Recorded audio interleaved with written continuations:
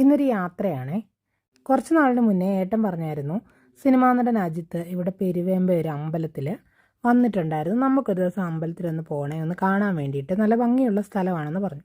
അമ്പലത്തിൻ്റെ പേരൊന്നും അറിയത്തില്ല, പക്ഷേ വലിയൊരു അമ്പലക്കുളം ഉണ്ട്, കാണാൻ നല്ല ഭംഗിയുള്ള സ്ഥലമാണെന്നൊക്കെ പറഞ്ഞു. പക്ഷേ ഞാൻ ഗൂഗിൾ ചെയ്ത് നോക്കിയിട്ട് അവിടെ ഒരുപാട് അമ്പലങ്ങൾ കണ്ടു. ഇതിലേത് അമ്പലമാണെന്നൊന്നും അറിയാത്തത് കൊണ്ട് ഇതുവരെ പോയില്ല.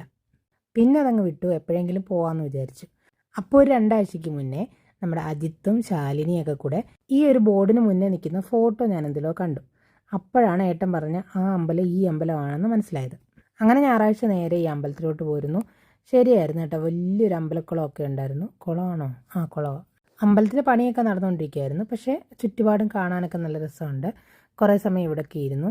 അപ്പോൾ വീട്ടിൽ നിന്ന് ഇറങ്ങുന്നതിന് മുന്നേ ഞാൻ ഏട്ടനോട് വീട്ടിൽ ഇരുന്നപ്പോൾ പറഞ്ഞു, ഇതുപോലെ പണ്ട് കുടുംബക്ഷേത്രത്തിലൊക്കെ എല്ലാവരും കൂടെ വണ്ടി വിളിച്ച് പോവുകയൊക്കെ ചെയ്യുമ്പോൾ അവിടെ നിന്ന് ഇറങ്ങുമ്പോൾ ചായക്കട ഉണ്ടല്ലോ, ചെറിയ ചായക്കട കയറി അപ്പവും ദോശയും അങ്ങനത്തെ സാധനങ്ങളൊക്കെ കഴിച്ചിരുന്നത് ഇപ്പോൾ അത് ആലോചിക്കുമ്പോൾ കൊതിയാവുന്ന കേട്ടാന്ന് പറഞ്ഞിട്ടായിരുന്നു അവിടെ നിന്ന് ഇറങ്ങിയത്.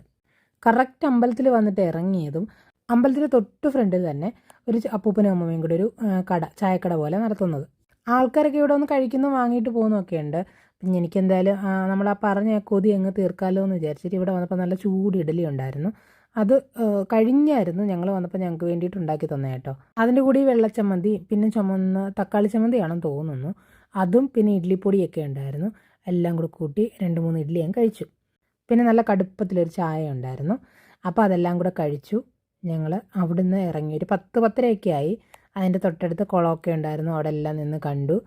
തിരിച്ചു വരുന്ന വഴി കുറച്ച് പകുതി വന്നു കഴിഞ്ഞാൽ പിന്നെ ഒരു അഗ്രഹാരം പോലത്തെ അങ്ങനത്തെ ഒരു സംഭവമൊക്കെ ആയിരുന്നു. അതൊക്കെ കണ്ട് നേരെ പോരും.